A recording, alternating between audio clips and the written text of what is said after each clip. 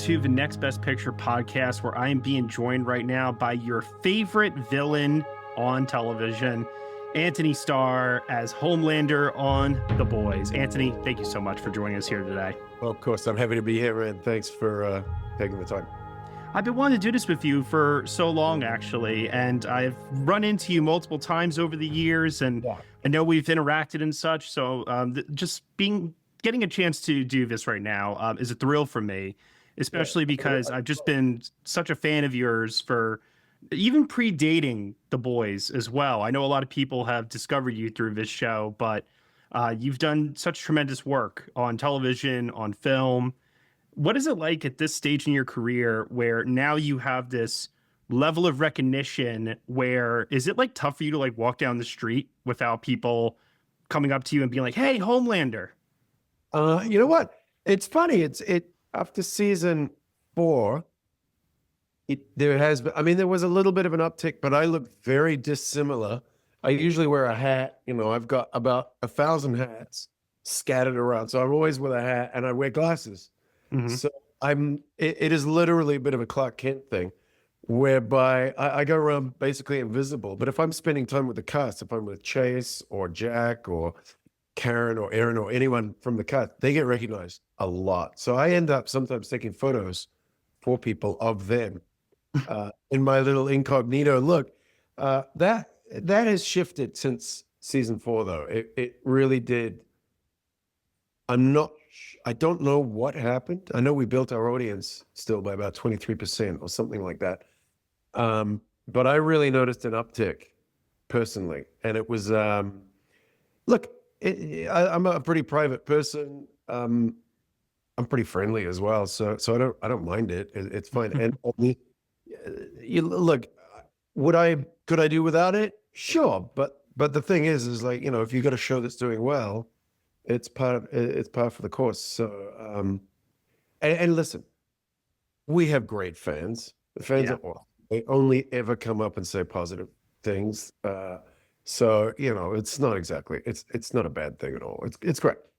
Yeah. And I have to imagine, especially for someone like yourself too, you know, you're in your 40s right now, to be grinding since the 1990s and to get this level of recognition. It's like, hey man, I put in the time. I put in the dues. Well, yeah, it's interesting because funnily enough, the 1990s, I did a little bit back then, but really it was funny. It was almost exploratory, and I didn't know. I still don't know what I'm doing. I knew even less then. So I knew I was somewhere down in the negatives of experience and skill level. So it's a little strange, I guess, but also it's really nice to have a show that's really become a part of popular culture. And as I say, we've got a good moment with a great bunch of fans. Critics have sat up and taken notice as well, which is great because that doesn't always happen. So yeah, it's a good moment, man. And we're currently filming the last season, and that's going great. So it's been a great ride. It is a great ride still. We got finish this shoot and then release it. And it's been a blast. Yeah. Yeah. Well, you talk about it, something that's invaded like the pop culture. When the show first started, I remember I was so intrigued by it because it was about, you know, making fun or at least kind of deconstructing the superhero genre, but then also commentary on how superheroes are marketed. This can then blend into certain studios in Hollywood and how they were marketing superhero genre fare.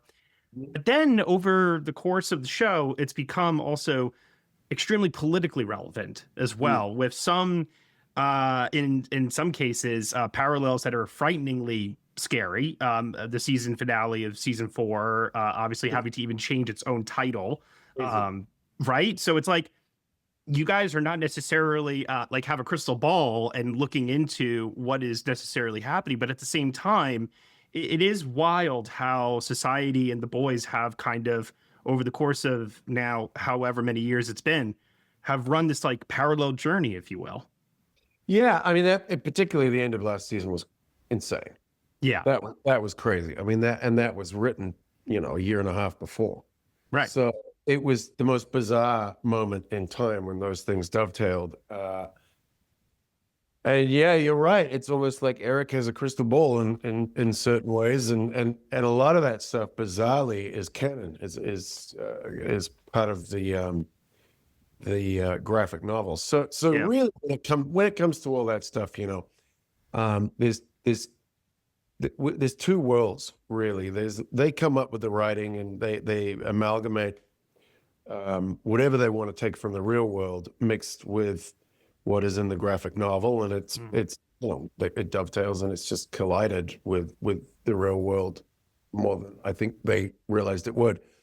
And then from my part, that's a little bit out of my jurisdiction, frankly. Yeah. I aim to do a comic book, basically a spooky superhero guy, really a dark superhero. Um, Obviously, it started off with this superhero trying to get soups in the military, so there was always a political element, and there was always an ambition to take power and assert himself on the planet effectively. He's always wanted to dominate. So I'm a little bit like Eric's conscience in that way, keeping things true and keeping things true and right according to the character in the world of the show, which is really, that's where I come in.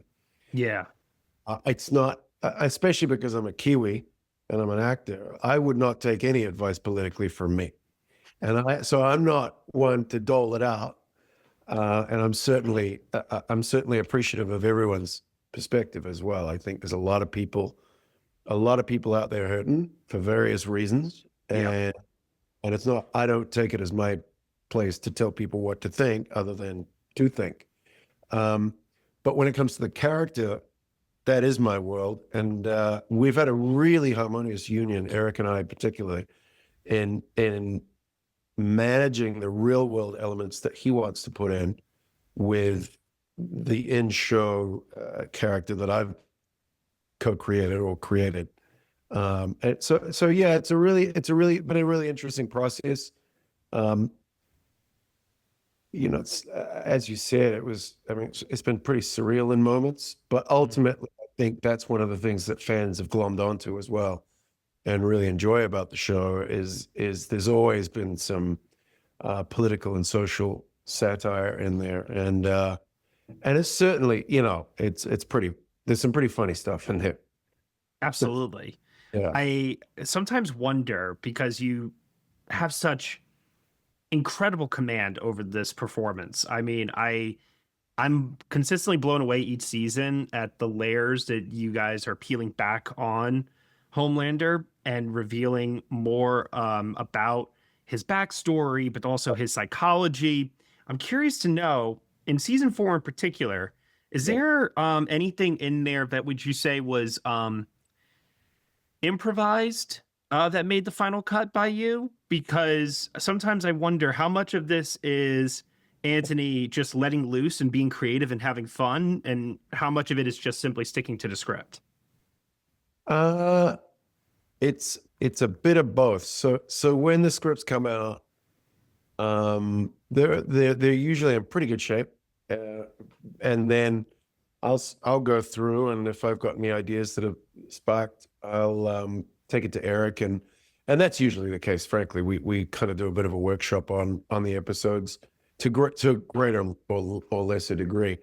So if I look at season 4, episode 4, when Homelander goes back to the underground science lab. So that, for example, that script came out and they had the scenes written, but I felt like there was a lot more that we could harvest from them, a lot deeper. I thought there was a different angle. Presented it to Eric, he went with it, and we co-created it. We sort of gave it a bit of a makeover, and basically created a base on which to work, a really solid, well-constructed base that allowed me the freedom to go in and just sort of do whatever I felt organically like doing on the day. I didn't know what I was going to do, other than there was one scene I was pretty committed to the idea in my head. It would be great to be laughing at this guy who mocked me, laughing, um, and that's tricky. I don't know if you've ever talked to another actor about doing those laughing, hysterically laughing. It can be really difficult, um, and it's kind of a risk, which can, it can go really well or it can fall on its face. So, anyways, that's one of those moments in this show that I love, where we take the risk and it did pay off. I think it did pay off, and it was pretty spooky and weird. And I think that's the great thing, is like, if I don't know what's going to happen, then the audience won't know what's going to happen. We're always going to be slightly one beat ahead.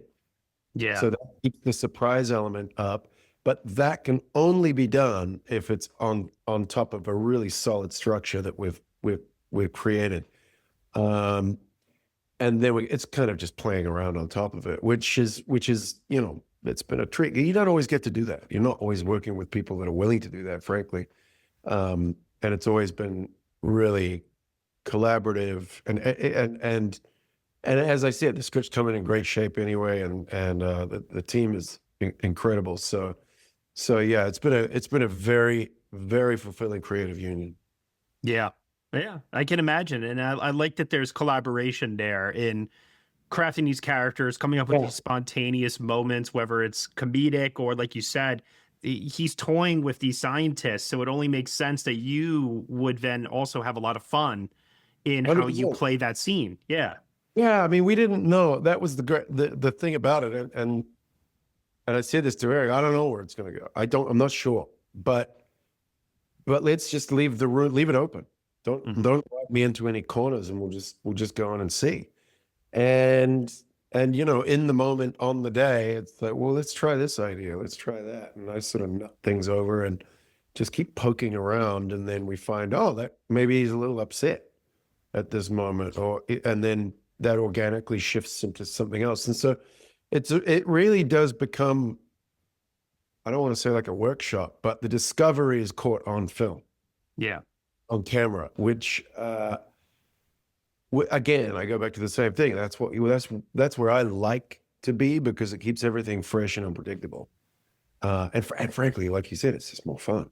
Yeah, for And sure. if it's more fun to do, it's more fun to watch. So, and look, the reality is, we're not making this for ourselves. We're making it for an audience. So it's crucial that we are having fun while we're doing it, serious fun, whether it's dark, light, all the shades in between. You have to be having fun in exploring whatever it is, however weird and disgusting and dark it gets. You kind of got to revel in that. Yeah.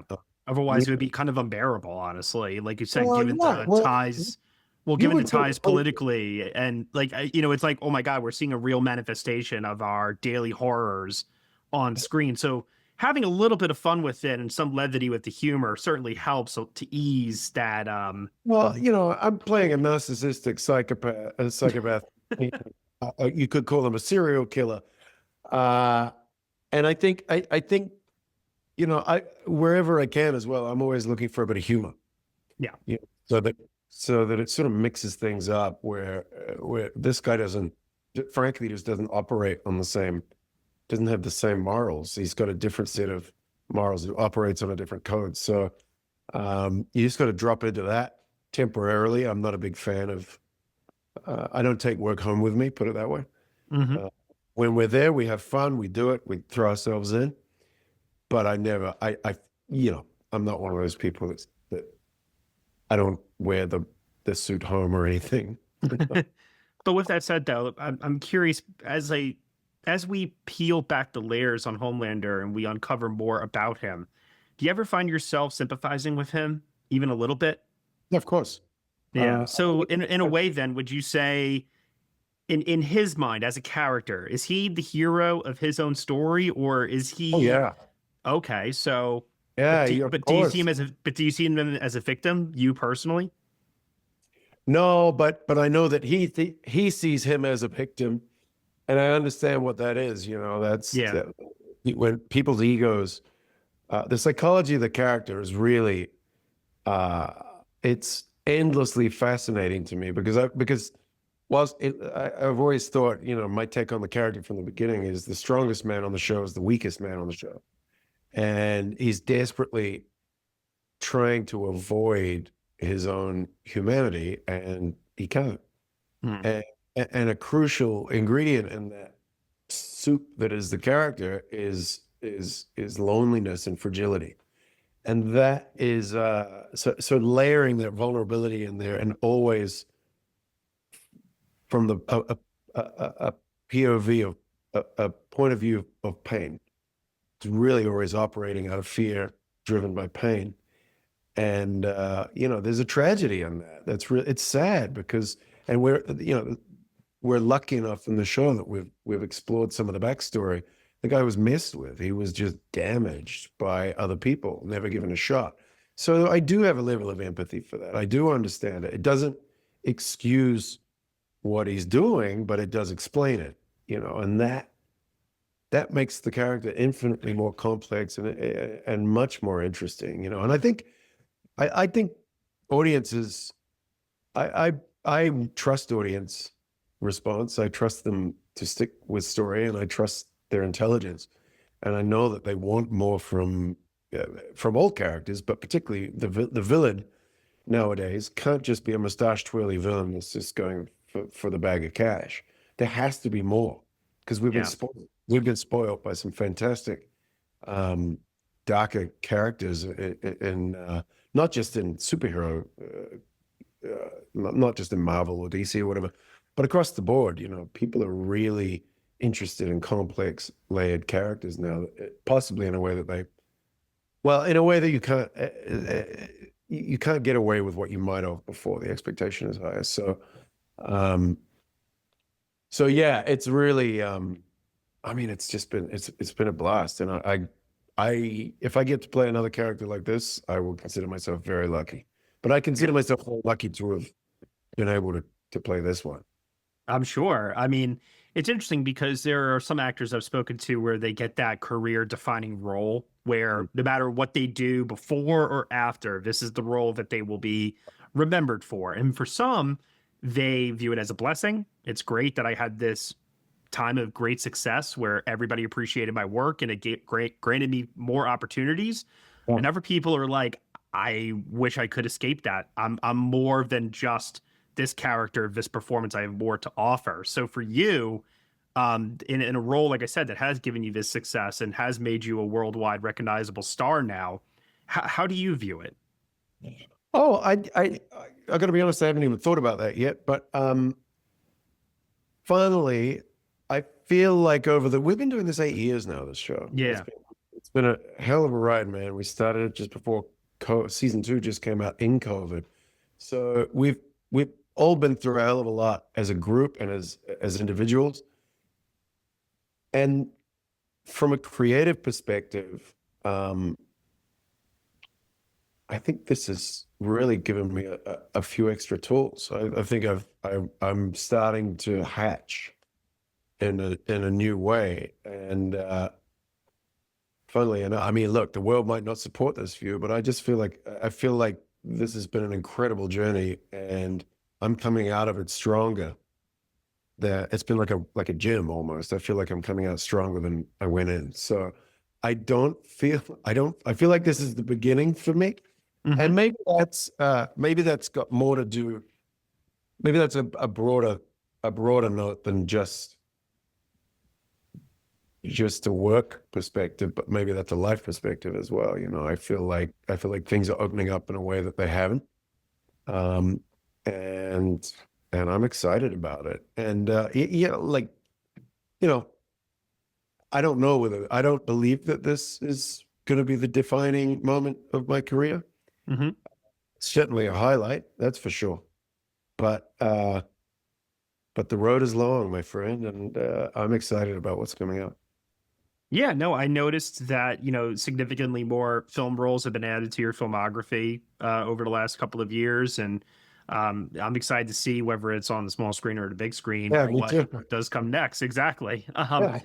I just saw you in G20 recently where you were terrorizing Viola Davis. So, you know. Yeah, she's a hell of a she. I don't know if you could terrorize Viola because she's where did she? I think she terrorized me, but Yeah. yeah, that was a blast, man. I mean, she's like it doesn't get better than her, and she's a phenomenal person and just such an inspiration on and off the court. So it was really that was a bit of a treat. It was a lot of fun. But kind of extending that to Homelander, it seems like each season, whether it's Madeline Stillwell or Stormfront, Firecracker with season 4, you're always acting opposite these strong female characters that give Homelander such great material to Right. play off of. Yeah. Can you tell me just a little bit about Valerie Curry as Firecracker in season 4, and then maybe tease us who was that person for you with the final season? Would you say? So Valerie Curry is, first of all, she's a beautiful person inside and out. She's just great. I love working with her. She always comes in extremely well prepared, as I do. We're both kind of nerdy in that way, which is nerdy in the right way. So whenever we're working together, we can really hit the ball hard and unexpectedly to each other. And it always, you know you're in a good spot when it feels improvisational. Yeah. It's scripted. And it's not always the case, but when you've got someone that is as talented and has a work ethic like hers, as talented as she is and has that work ethic, then you know you can jam. It's like jamming musically.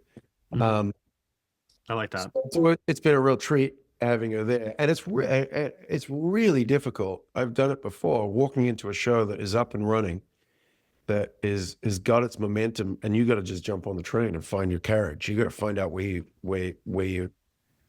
you anchor yourself within the show and within the cast, and it's difficult.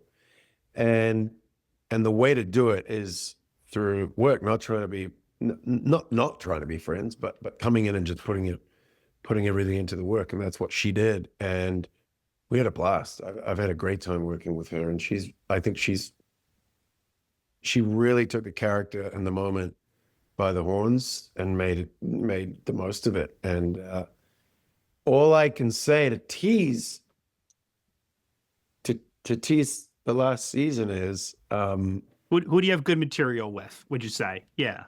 Opposite. Well, I got great stuff with Val. I've got great stuff with it's difficult to say specifically who, but and I get shot. Security is incredibly tight this season. Look, all I would say is this. There's a lot of things that come up that you would expect, but then for those that think they know what's coming, I would say abandon those notions, because I mean, I was surprised. I was surprised in a good way. Wait, so the Homelander Redemption Arc that I never thought would happen, you're telling me is finally happening in the final season? It's a supplementary sitcom. Yeah. Alongside Homie and Friends. And I can't. Yeah, I know. It's look, it's just, if there's one thing I've learned with these guys, this team of writers, as much as they do they do have a lot of material filtering in from the graphic novel. There's so much creativity coming out from them, and they really don't settle. Yeah. They don't settle for anything expected. They don't do what the right thing to do is, and they aren't sticking to formulas. So every season I'm just kind of things come up that I don't expect, and I think, with this being the last season, there's a lot of story to wrap up. There's a lot of things, a lot of T's to cross and I's to dot. So they got busy with it, and they did some solid T crossing and I dotting seriously, it's. I'm just thinking of a couple of things now. People go nuts. Well, People let go me nuts. ask you. Well, let me ask you this question because obviously you're still shooting it, like you said before, so Yeah. it's not fully in the can yet. But you've gotten physical on the show before as Homelander. Uh, can we expect to see any of that in the final season? What, Homelander being physical? Yeah. Oh, maybe. I gotta tell you. Okay. All right. I'll tell you what. I'll tell you what. How about this?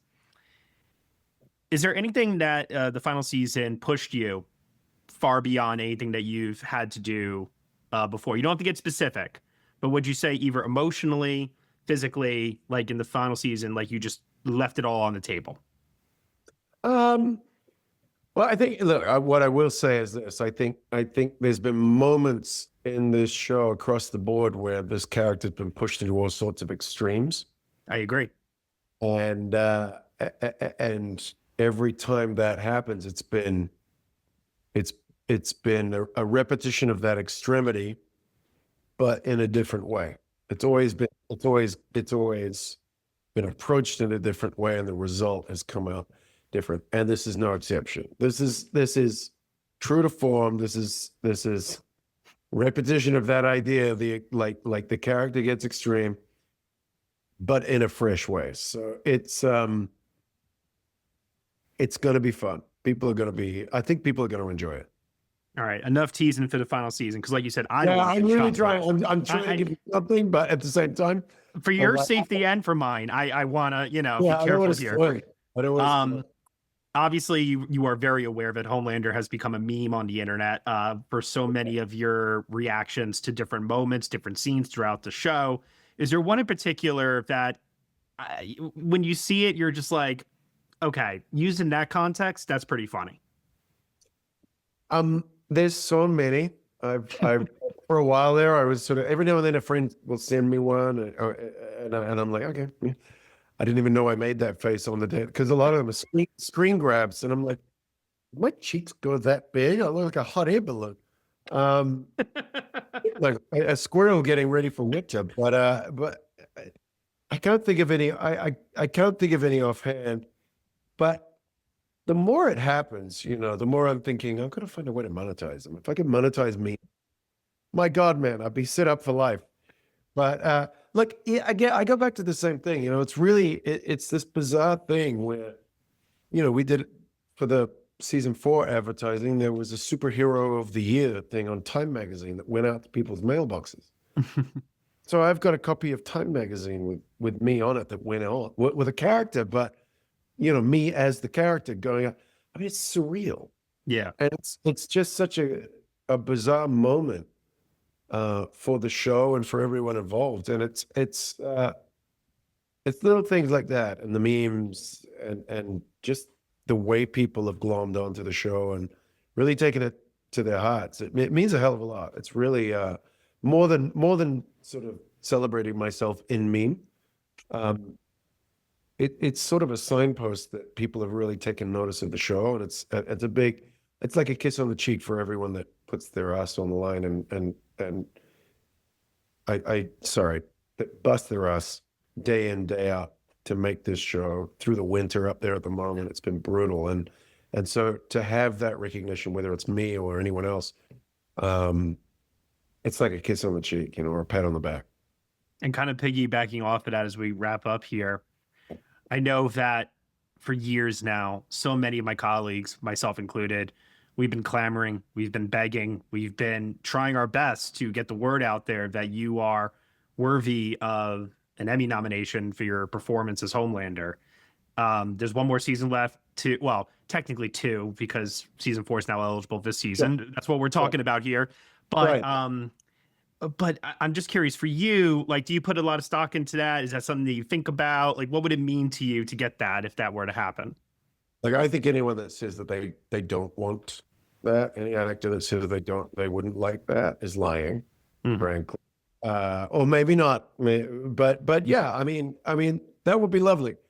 Is that the primary, is that a driving factor for me? No. What really matters to me is that we finish this show with the same level of integrity the same um, with the same level of integrity and the same commitment that we started with, and don't, like we keep the compass facing north, and we honor the material, and we keep delivering the show and the character that the fans have grown to love, and we don't drop the ball before we finish.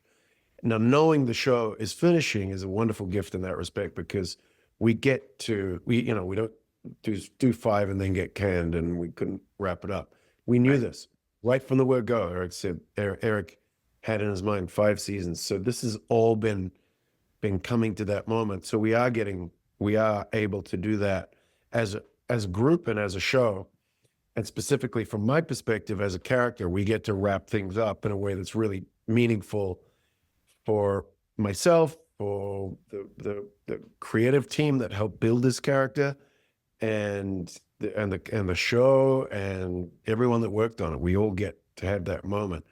And if that bears fruit, then frankly, I would, and I know this might be stock actor response, but I actually mean it, for whatever it's worth. I think whether I was nominated or whether the show was nominated or whatever, I would consider that a testament to the hard work that everyone has put in. It wouldn't, because it is such a group effort.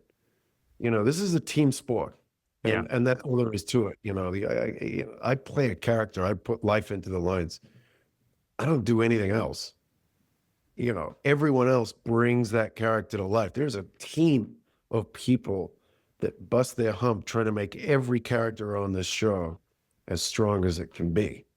And if one of the characters gets recognition, or the show gets recognition, that's a team effort, man.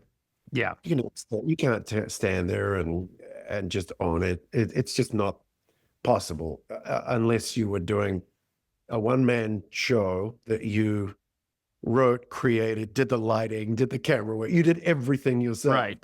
Right. But it is, like I said, it's a team sport, and we got a great team. So if that happens, I would be very proud on behalf of the team. Well, their success is your success, vice versa. And rising tide lifts all boats, my friend. Yep. And I can't wait to see the continued success. I know that the final season is going to come with its own level of hype, publicity, anticipation. And I know for us fans, we are eagerly anticipating it. But Antony, I can't wait for it to come out. Honestly, I'm going to have to button it and just settle, because I can't wait for people to see it. I'm already excited at predicting what people are going to say online. It's going to be fascinating. I'm not one for fan theories, because like you said, every time I think I have this show figured out, it zigs and it zags and it takes me in directions I never thought possible. So I'm not even going to bother trying. I'm just going to enjoy the rides. Pure. Like I said, whatever notion you think you've got, just abandon it. Well, I'll tell you this notion I've got. You've been very, very kind to me over the years. I thank you for that. I thank you for this time here, and I wish you nothing but greater success beyond this show as well. So I appreciate it, man. Thank you so much. Absolutely. Thank you once again. All right, my man. Cheers, man. Take care. Bye.